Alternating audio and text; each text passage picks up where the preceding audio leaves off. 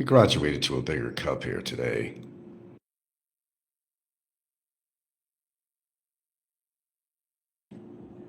Are you up already, Robert? Okay, so I can begin pretty soon. Just want to check.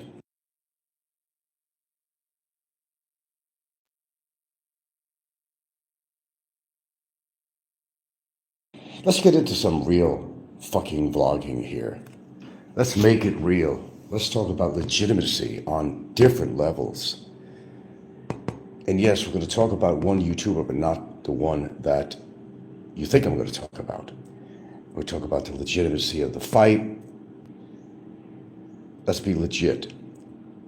Let's call it like we see it. Let's call it like we see it. I'll wait for a few people to show up here this morning. We are vlogging this morning. As you don't want to define it as being such, because we're used to such bullshit on here. Shows that are basically no shows. No legitimacy to anybody's show. No validity to the material. No content. But why don't we get legitimate here on several levels? And we're going to discuss different levels of legitimacy. Now, I am going to talk about Big Kev to start off with. I don't generally think Big Kevin is a bad guy. I think he gets caught up in the hype like everybody else does. Because, he does make a few bucks on his show. As it stands. And he's always been a showman on here, who never has much to say, but he lets his viewers speak for him to make a show. All right, Big Kevin made a big mistake. He was used to being under the protective arms of his aunt, in the comfort zone of his aunt's basement. And through peer pressure and so forth, he decided to make the ultimate leaving of the nest, flying from his nest. He did something great for himself, which I have to commend him for, which was losing weight. And he did legitimately lose weight. Okay, so we have to give Big Kevin credit for that. Because he needed to. There's no question about that at all. He needed to lose weight. Maybe a lesson learned to other people. Good job, we say to Big Kevin. His move out of the country was to finally celebrate his independence from his aunt in the protective coating and bosom of his aunt and his basement and all the gadgets he would buy and maybe the non-legitimacy in regards to whether he gives a shit for his kids or not. Why is he going to a different country? Why is he not visiting his children? We're going to be frank today. We're going to be totally fucking frank today, which means we're going to talk some legitimacy today on several areas and levels. Okay, I want to get the Big Kevin thing over. And we're not attacking Big Kevin at all. In fact, it's really quite the opposite. Big Kevin wanted his freedom to, to leave the nest finally, and there was a lot of peer pressure, Biggie and other people who have kind of pushed him into this, I call it a discomfort zone. And it was a discomfort zone. What is Big Kevin doing with his time out there? As I said, I don't want to be what we would call under the attack of Big Kevin. That's not what we're trying to do here. Of course, Popeye is somebody, you would expect him to say different, of course, but then what do you expect from Popeye? Okay. There's not one show I can do on here that I'm not going to be attacked for, but that's who Popeye is. A man that really can't speak for himself and actually be in a position to even criticize somebody like myself, nevertheless, anybody else. Pardon me, I'm kind of preparing my breakfast here. With that being said, Big Kevin took off to the Wild Blue Leander. He took off to another country in hopes of getting his life together and hopefully leaving his nest, his protective nest, over in Kentucky, USA. God, I almost walked away from the phone thinking that I was going to be hurt if I walked away from the phone here as I get my dish and go to the table. Big Kevin is actually going through right now, and I think this is actually very factual. He doesn't have much of a choice, really, of actually cavorting with the local girls, okay? And if he has to ring the bell in a bar to get attention and make friends, that's exactly what Big Kevin is going to do. Big Kevin has put himself in a really, really bad position. And you don't have to agree with me, because you don't have to agree with me. That's the beauty of it. You don't have to agree with me. He finds himself yearning for company because he's no longer in the bosom of his aunt's nest, where there's children there, his cousins, whatever, his aunt, and the protective basement, as I call it. And as such, he flew the coop to try to see if he could build a life in another country. But, it's been many years since his days of glory. Just like the Mike Tyson fight, he was 58. Or we'll touch up on that too, but give me a chance. What he's doing is unmatched, just like that fight. Big Kevin probably spends a lot of time, because of the heat and everything else, probably in his abode, whatever he's living in, the cheapest place he could find.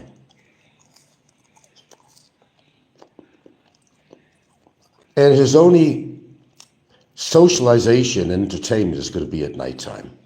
He's going to hang out in the bar. He's probably going to start drinking more again, unfortunately.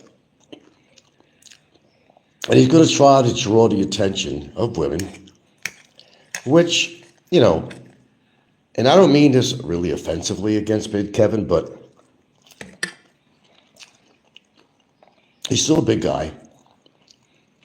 And the way he talks, probably through no fault of his own, probably from his injury from the bolo knife, he doesn't sound, well, let me just say it, he doesn't sound normal.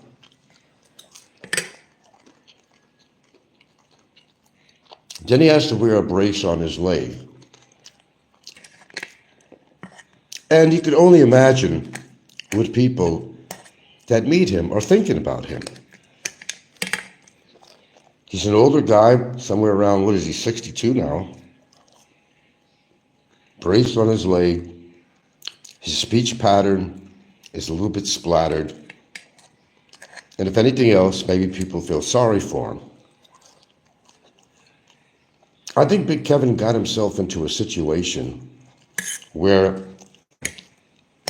I think he's found a lot of evenings where he's saying to himself, I don't know if I did the right thing. Good morning.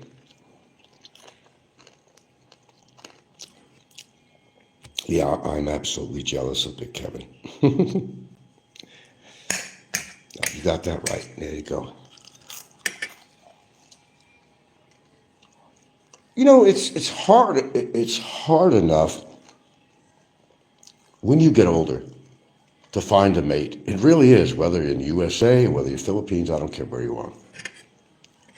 It gets harder. And some guys, unfortunately, have to embrace doing things that maybe they really don't want to do. Meaning, they have to buy drinks for a girl in order to have some company, somebody to sit down with. Because you have to do something with your time. You need to have some attention from others, including the opposite sex. It's an absolute requirement, as far as I'm concerned. And I think in Big Kevin's case, he made a big mistake. He made a huge mistake by moving to another country. Why do I say that? The exact reasons I just stated. I think this is an extremely uncomfortable situation for him. And if you really had him talk a little bit of honesty. Now, I did not see his last show. He said, I saw 5 seconds of it. And the minute I saw the title, I said, I know where this is going. Seriously, I saw like 10 seconds. And I said, I know where this is going. I'm going to react to this and tell you what my thoughts are. And my thoughts on this is that it was a huge mistake for him to move out of the country. He wasn't prepared for that. Although he planned for a long time to move out of the country, financially and otherwise, a little help and otherwise. People like Big E and whoever. But was it right to push Big Kevin into this situation? I don't think it was. Big Kevin felt that he had something to prove to his viewers.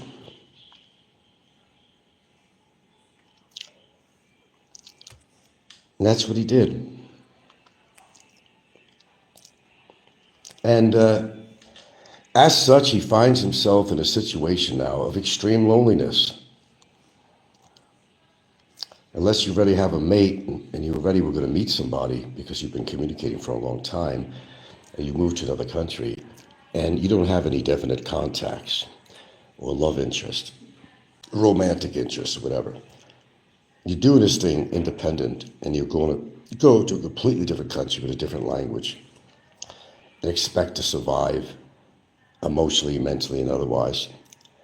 It's a very difficult task to do, needless to say. Those of us who were fortunate to move to another country, having a game plan, they really had somebody to meet. They weren't going to be lonely. You know, when you got somebody legitimate to meet, you're going to feel, well, more assured that your time in a different country is going to be comfortable because you're with somebody who gives a shit about you, and you're not with some bar girl that you're buying drinks for just to have company to sit down at a stool or table. I think this is exactly what's going on with Big Kevin.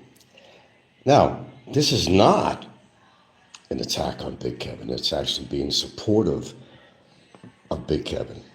We support him for wanting to make the change to get out of his aunt's basement. Absolutely.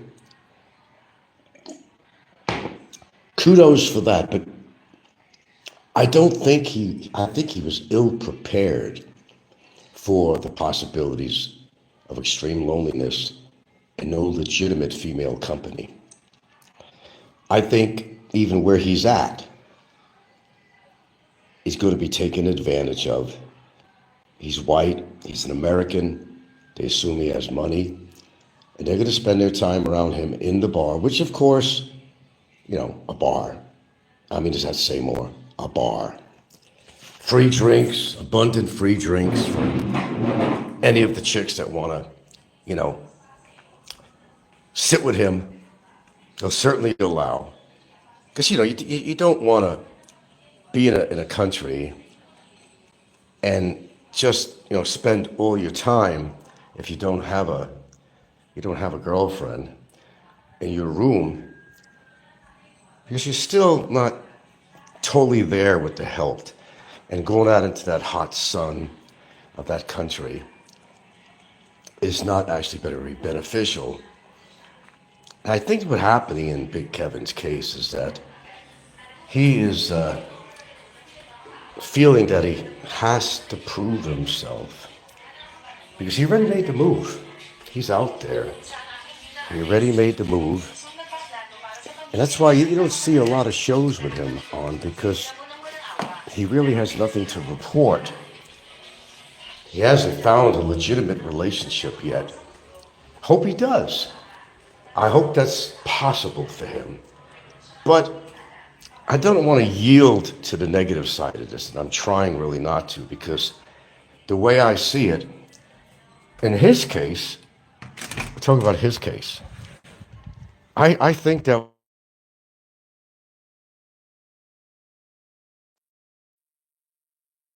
if you've ever suffered loneliness in your life, I think it's some loneliness, and I sincerely think that loneliness probably, like the song, one is the loneliest number could ever be. What was that, Three Dog Night? And it is.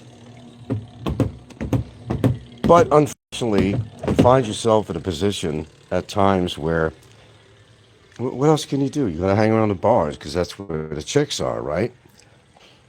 And nobody out there has introduced to a really nice woman because he really doesn't know anybody out there. So what do you do? And chances are you're not going to find a real legitimate relationship in a bar if that's your goal. You're just going to find chicks that want free drinks and whatever else. Look, I'm going to pretend to say that I know his sexual prowess, if he can or if he could, if you know what I mean, because I really don't. So I'm not going to elaborate on that. You could throw it in as a possibility that maybe he can't for whatever health reasons and so forth and so on. But I don't know. We could speculate factor to his loneliness.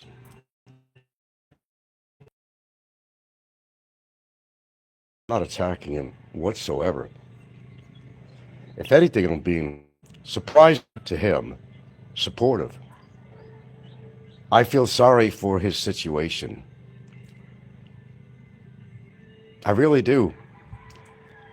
And what he's been through in his life, he wasn't always innocent. I think, he was a scrapper in his time. He used to like to drink. He worked in Alaska and other places.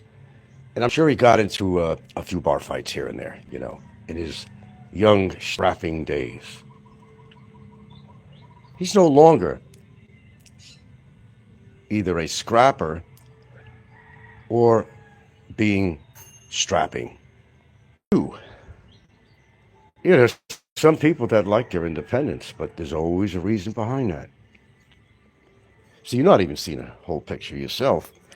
Maybe you had bad experiences with women where they've, kind of like dumped you, and you just had a lot of bad experiences and you picked the wrong women, and then you get this really nasty attitude toward women and say, fuck it, they're only good for one thing, right? Isn't that what happens? So you're going to hear all this negativity. Oh, I'm single because I want to be. Women are just not worth it. They're just a tool to me, as one infamous vlogger said not too long ago. Yeah, I was just playing with all these women. They didn't mean anything to me. I was just having fun. Well, every one of them dumped him. So that could develop a pretty bad attitude. So as far as you say not all people are lonely, I never said all people are lonely. Get a dog, get a cat or something. A lot of people have to resort to that. And I hate to use the word resort to that. There's nothing wrong with sometimes it's life-saving, having a feline or canine companion. I treasured the time I've had my dogs, when I was back from Hawaii and going back to Seattle. And as far as I'm concerned, they were my family. You're never really alone when you have a companion, even if it's a feline or a canine. If all else fails, okay, you got some dedicated domestic animal at your side, and it has helped many older people get through their life and get through their loneliness. That's just a fact. But yeah, not all single people are lonely. You would be correct on that. I'm not going to attack you on that. Just going to clear some things up. Yeah, not all single, but you'll find that a lot of the single people who are claiming they love their independence and I don't need a woman, well, if you probably would examine their real situation, you probably would learn that they just had a hard time finding a woman, keeping a woman, for whatever reason, their personality, their aggressiveness, their attitude, morality issues, you name it. There's always some underlying reason why relationships just did not work out. So, Mr. Travel Learn, I agree with you to a point. Okay, he says that the women here up north absolutely suck, but I think he could find a mate in Thailand. Well, I hope he does. Contrary to what you think, how I feel about Big Kevin, I hope he does. Everybody needs a companion. As I said, I don't care if it's feline, canine, human. Everybody, especially when they get older, they need a companion. That's just a fact. And for those that are proclaiming their independence, I don't need a woman. They're just a sex toy to me. Well, they're shouting out basically their inadequacies, their loneliness. They're being very defiant. Say, I don't need a woman. I say, the hell you don't. Some people just can't get a woman because of their behavior, their attitude, and it never lasts. Your true personality shows out after you've been with a woman for a little while. It's easy going to say it's either an asset to the relationship or it's going to be a deficit to what this woman is actually looking for. Because I don't care who you are, your personality is going to come out. John Blaze, for example, has a really lousy attitude, Larry Evans. And if he could talk like he does on his show, where he likes to label Dr. Hate and all this other shit, that facet, of that personality will show out down the line somewhere. You can't put a date on it. But somewhere down the line, the woman's going to say, I didn't see that part of him. Then I happened to hear him doing a show and said, that's not the same person that I married or got together with. Because I think there are certain elements of people's personality on YouTube that show up in their personal life eventually, where they're pretty legitimate as to their character and personality on how they talk, what they talk about on their show. But then they get into a relationship. And of course, the guy's going to put on his charm and does what he does to attract a woman, whether it's his wallet or his unique, inviting personality. But then the reality kicks in after a while. The woman says, what the fuck have I done? I didn't see this part of this guy's character before, but now it's showing out. Yeah. Oh, I don't give a shit. Oh, is that Brevis? Oh, you're not welcome to my show, dude. Worry about your own life and, examine why you moved to the Philippines. We all know now. You have no legitimacy on anything you say on your channel or your comments on anybody's format. So go away. Spoiled rich boy. Yeah. Running away. That's what Brevis did. He ran away.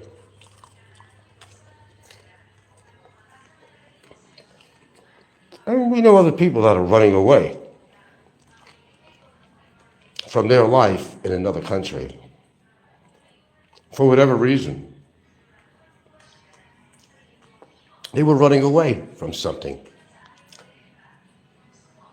As Drew Nordy did, Brevis. He had to put a restraining order on somebody who later became a threat to him and his family. And it got so bad that he had to move out of the country. That's exactly what happened. It got that bad. So everybody has their reason and rhyme why they leave the country. And I think in Brevis's case, I would venture to say that that's the reason.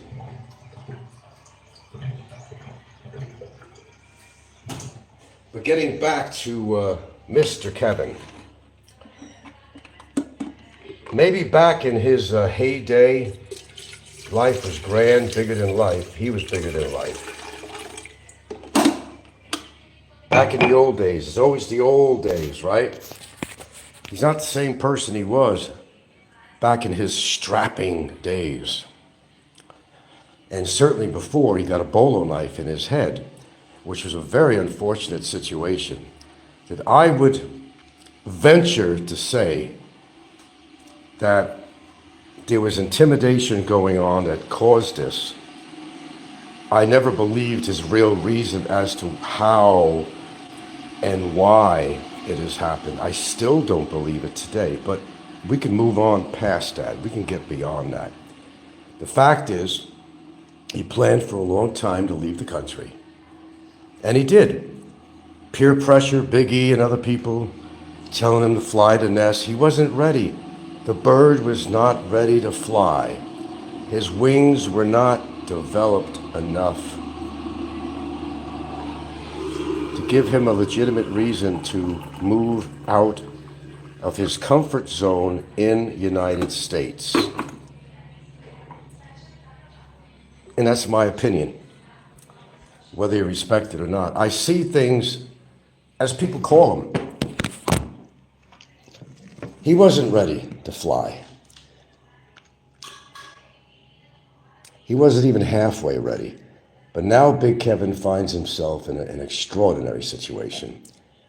We can't move back because he's going to get a lot of flack for that. He's going to hear a lot of negative things.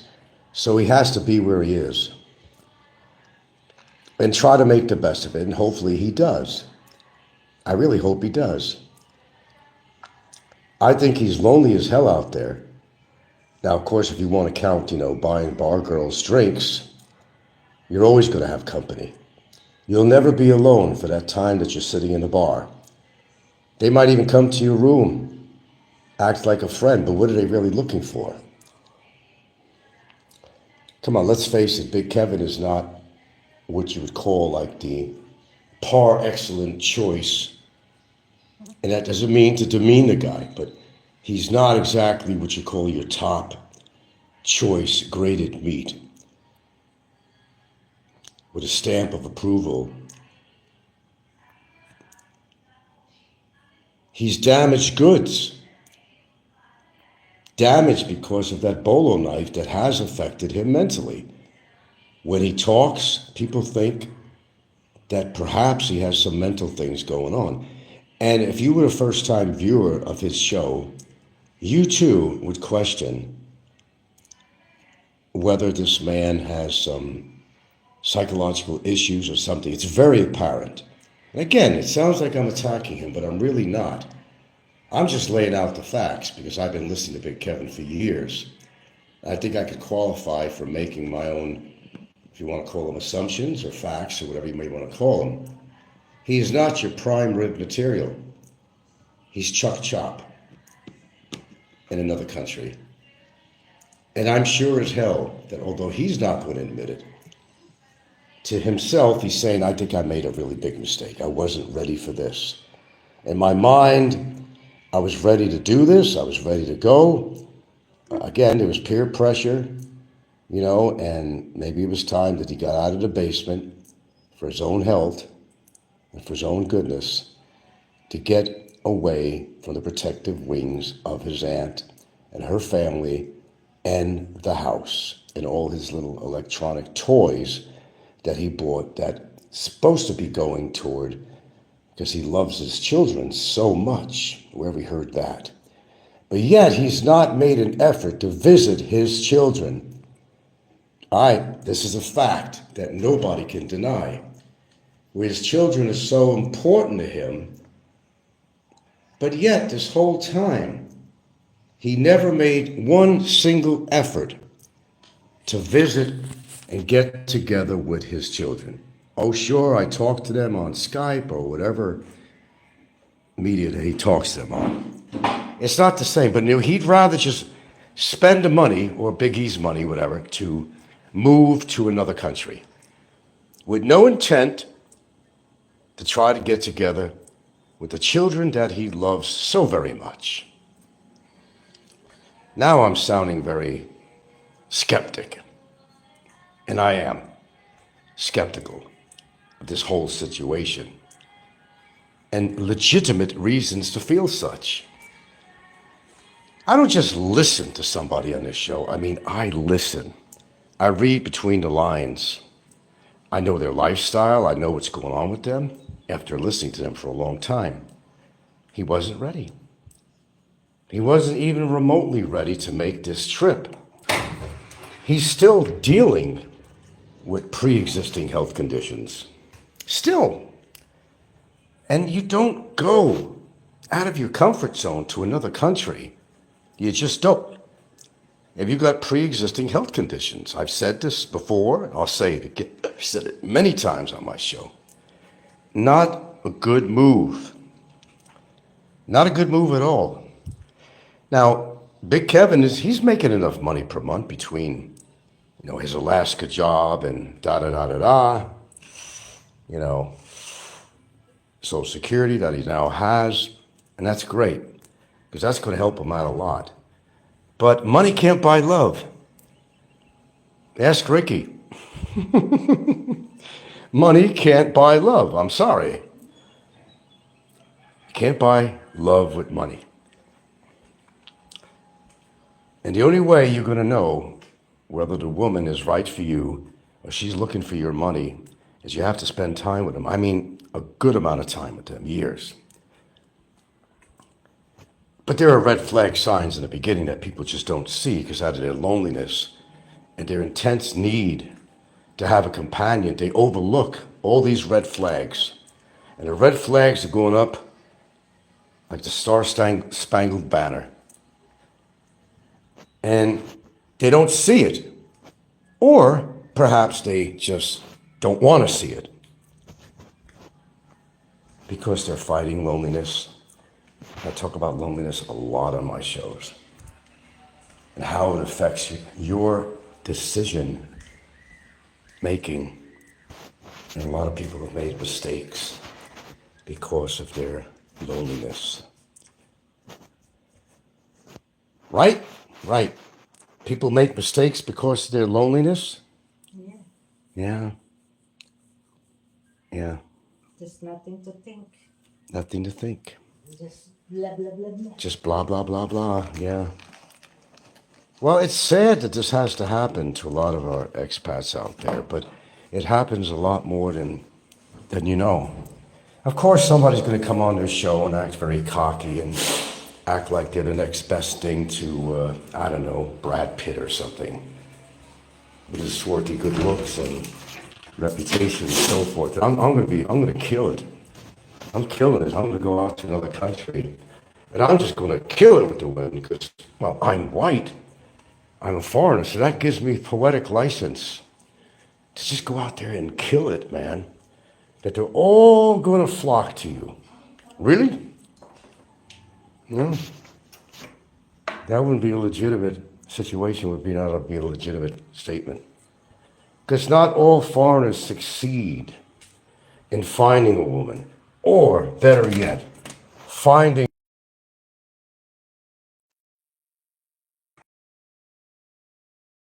well, if you're happy with just buying a few drinks for a dick and having a few hours of attention and companionship, then if that's your gig, then I don't have a problem with that at all. But I don't think it's their gig.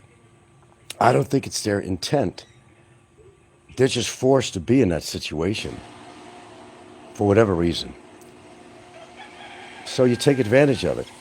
Okay, I can't sit in this room all the time. I'm going to go out and hit that favorite bar where everybody knows me. Everybody knows your name. You think it was an episode of Cheers. It is. As in the Cheers show, Norm and Cliffy and all those characters, especially Cliffy, couldn't get dates. He spent his time after his post office job, going to the bar. So did the other characters who weren't exactly, you know, wanting to be around their wives all the time. And their excuse to go to the bar, talk to the guys. You hang around a bar all the time because you don't know where else to go. And you meet people there and they know you already because you've been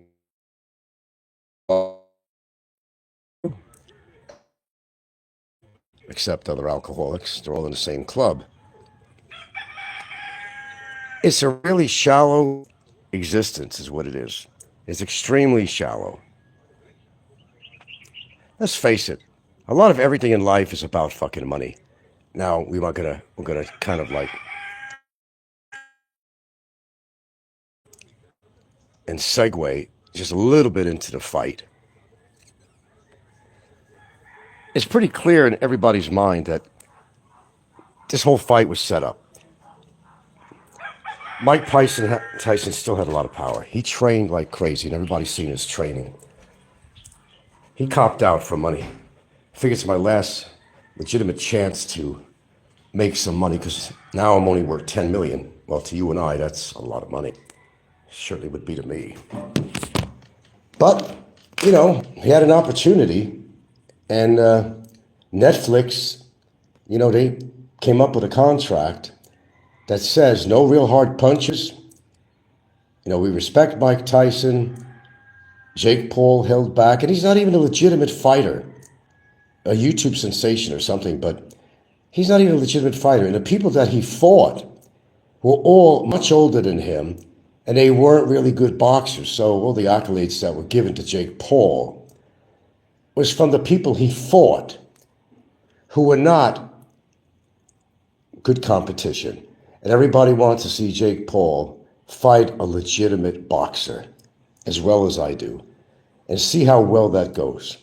The same that happened with him fighting Mike Tyson. He held back. And even Mike Tyson held back because that was what's in their contract. They wanted to make a lot of money for Netflix and the affiliates and sponsors and so forth. Mike, unfortunately, sold out. And so did Jake Paul. That's all you hear on the internet now. It wasn't a legit fight. And legitimacy is part of the topic that I'm actually talking about this morning. It wasn't a legitimate fight. It was choreographed, it was scripted, and everybody, even other professional boxers, have come in and gave their 2 cents about this, and they feel the same. They know Mike Tyson's power. He didn't use it. He was stiff as a board. The first round was the only round that Mike Tyson showed any aggression at all. The rest of it was like a punching bag situation, but Jake Paul was not intending. Does Jake Paul have the power to hurt Mike Tyson? Yes, he does. He's 27 years old, and he's not a bad boxer. However, the true test and the tensile strength of his career would be to fight somebody who is legitimate. Yeah, I'm not sure why Tyson would do that. He has enough money. Well, you and I think he does. He has 10 million. That's what he's worth. He's worth 10 million. Now he's got another 20, minus, of course, a cotillion worth of taxes, state and federal level and all that. He's still good, for his age and everything else. There's no reason in the world that he's going to starve. So maybe he saw this as a last-ditch effort to make a little bit of money, go along with the script. But you all know, and if you followed Mike Tyson, you would understand that he had some striking power, which he did not demonstrate in this fight whatsoever. His famous left, one time he used it. But it was an over-promoted fight. The biggest fight in the world, the history. No, it wasn't. A 27-year-old against a 58-year-old. Look, as you get older, you got limitations, man. Jake said he did not want to knock him out as he knew he could beat him, is what you meant to say. No, I think Jake Paul had respect for Mike Tyson. And Jake Paul had the capability of knocking him out. He did. But unfortunately for Jake's history, he hasn't fought that many fights. And the ones that he did fight, they were not legitimate. They were not really up and coming boxers. They were all over 30 something, which in the boxing industry is kind of like the over the hill gang. Although in real life, outside of boxing, you're young if you're in your 30s, absolutely. I wish I could be back in my 30s, but that's not possible. I no longer have certain abilities that I might have had when I was a much younger man. It just goes with age. I mean, you're not the same person. You might be internally the same person you used to be, but physically, you're just not. That's why, you know, I'm not going to, I'll never say that I could beat anybody up that comes my way. It's just not a reality. Age makes a big difference. If I fought somebody at my age, it's a 1 60-second period of time that's going to determine who gets his ass kicked, the other guy or me. 1 minute. It doesn't take more than that. Once you start really grappling, 1 minute is going to determine, can your oxygen level hold out, beat a smoker?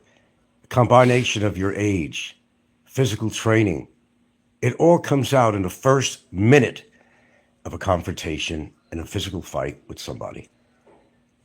Being my age does not afford me the opportunity to be a superhero in any form or way. That's just a fact. And I'll be the first to say that and admit that. Okay. Everybody knows their own capabilities. I know mine. It's according to who the person is. You can make an easy assessment against some people and say that even though I'm the age I'm at, I could wipe this person on the fucking pavement. It's according who you know. Who is that person you're talking about? What is their physical shape?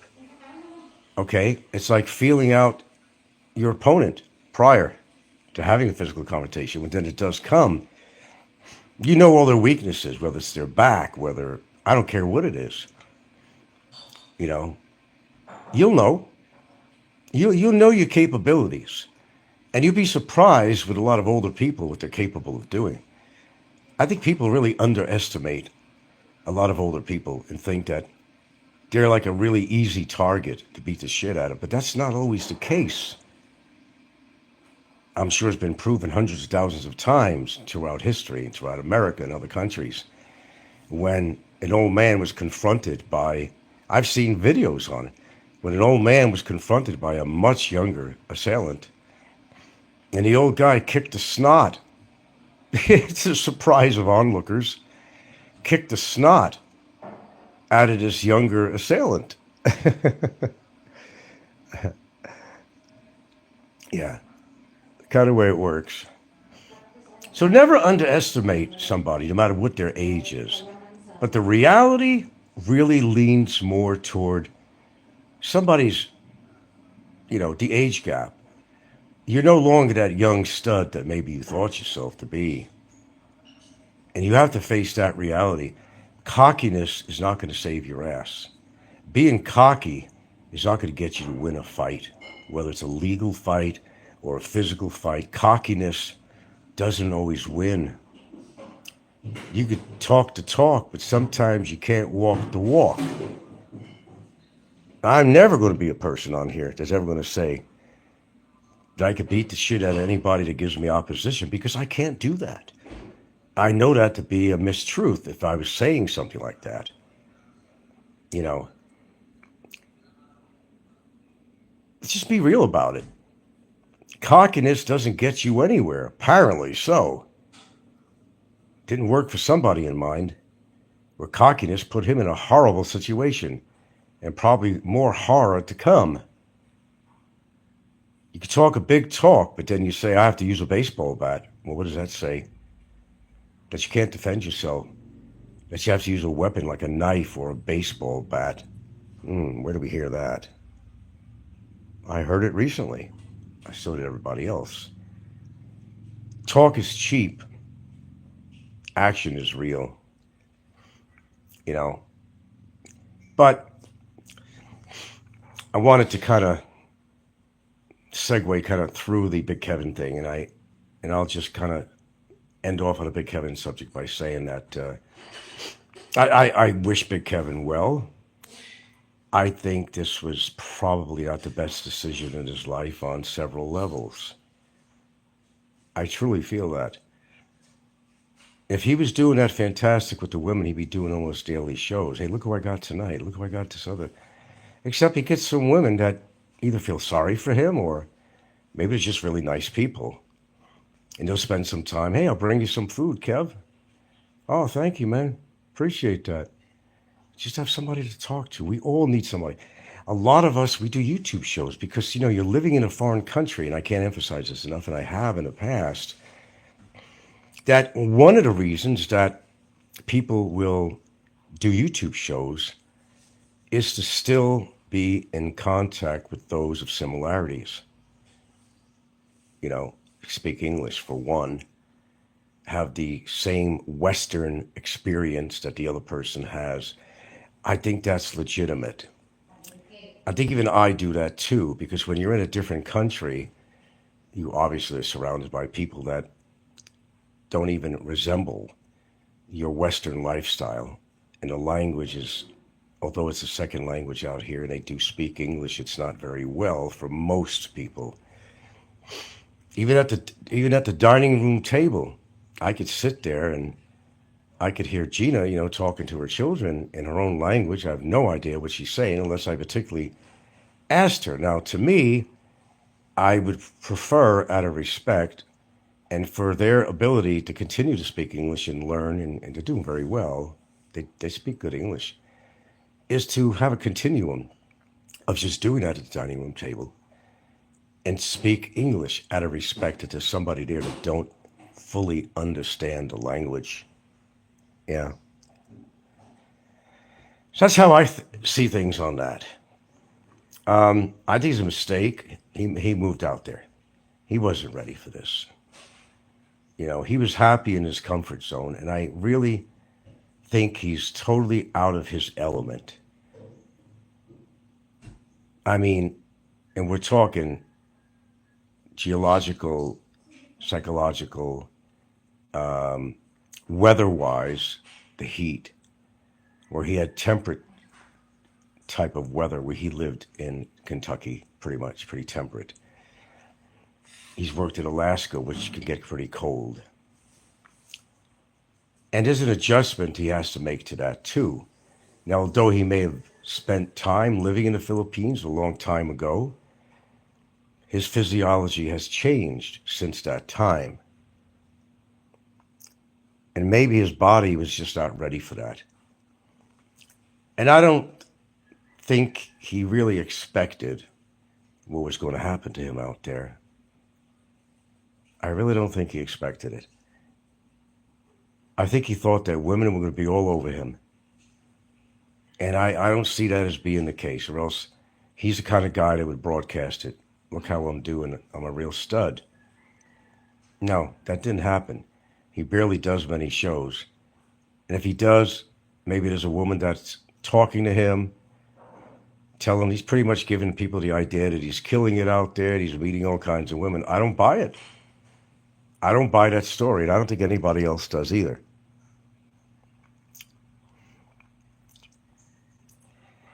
But lastly, on money making, and again, I have to just kind of reiterate a little bit about the fight with Tyson before I leave here. It was a business deal. And it left Tyson, unfortunately, with a really marred image that he sold out, and a lot of people are unhappy. I heard how many people say, I couldn't even watch the fight. After the first round, I turned it off. I couldn't watch it as it went into the second round. Does Mike Tyson have, even at his age, the punching power? I believe he does, if you saw his training. But his training and his performance were two completely different animals. No longer was he Iron Mike. And he could have been. But his contract likely stated that you're going to have to hold back. And Jake Paul was told to hold back too. Because of Mike Tyson's performance, Jake Paul could have annihilated him, could have had him on the ground in a matter of minutes, but he didn't. Because to a certain degree, he had respect for Mike. They know what kind of a fighter he is or was. And out of respect and out of the contractual deal, they didn't allow any knockouts, either one of them. So money talks louder, doesn't it? It always does. And then you're going to get somebody like this Johnny Somali guy. Everybody is a performer. People will do anything to get the views and make money. Do you know how many videos I watch where people actually set up poor animals, put them in a really precarious situation, and act like they're coming to be their savior, and they're rescuing that animal, and people, they buy it. Oh, you did such a wonderful job for that animal. What a good heart you have. Dudes, a lot of that is not, again, legitimate. They've set this shit up to make themselves look like a hero, and they get all that accolades, attention, subscribers, maybe even money, donations for doing what fantastic, humane effort that they put out for this helpless animal. When there were actually people who have actually tied up the paws of an animal and made believe that somebody left this animal for dead. Well, they're the ones that tied up the animal. Then you got the YouTubers that will videotape an event of an animal getting just devastated from another animal, a dog fight, whatever it might be, and they don't go in to help. They're too busy being behind the camera because the footage is more important than helping that other animal or person out. Everything today is about ratings. Everything is ratings. This is what our society has come down to, certainly on the YouTube community. I see it all the time in clickbait, and everything's about money. Everything. Their whole reason for being on YouTube is to make money. We got a guy in fucking jail who's more concerned about people subscribing to his channel or signing up for a membership than trying to get his freedom and doing the right thing. Doing the right thing to get him out of his horrible situation that he's been suffering for almost 19 months and counting. But he'd rather be an asshole, and he'd rather act cocky, which got him into trouble in the first place, just for the ratings on his show, because he doesn't know what the hell to talk about except me. Or yelling at his viewers if they have the balls to offer an opinion on something. All right, I'm going to time you out. You can't say that on my show. In other words, you can't have an opinion on his show. When I took people and blocked them off my show, it was for really legitimate reasons. They were really being nasty. And knowing that they were a troll, I didn't allow them on my show. If they managed to come on again, I'd get rid of them. I had a legitimate reason. Again, that word throughout this whole broadcast, legitimacy. What's legitimate and what's not? Is this guy I'm talking about, is he a legitimate person in any form or way? No, he's not. He's a chronic liar. He's a lawbreaker. He's a ball buster. He's an irritant on the skin of society who deserves everything he's going to get and has gotten so far. You can't feel sorry for somebody like that. You can't support somebody like that. They're not legitimate. They can sure run their mouth. But come to the time of proving themselves, they can't prove. They'll deny everything they did as if that's going to change things. It's called history. You cannot go back in time, not yet anyway, and change history and change what you said, what you did, what you exhibited. You can't do that. It's impossible. Maybe 200 years from now, they'll invent a time machine. You go back and correct all your mistakes. But right now, we don't have that ability to do that. So the morons will go on and do a show and be as hateful as possible, pointing the finger at everybody else that it's your fault I'm here or doing this and where I'm at. It's your fault that the situation has occurred. It's your fault that, I'm in my position. It never has anything to do with what they did. Never does.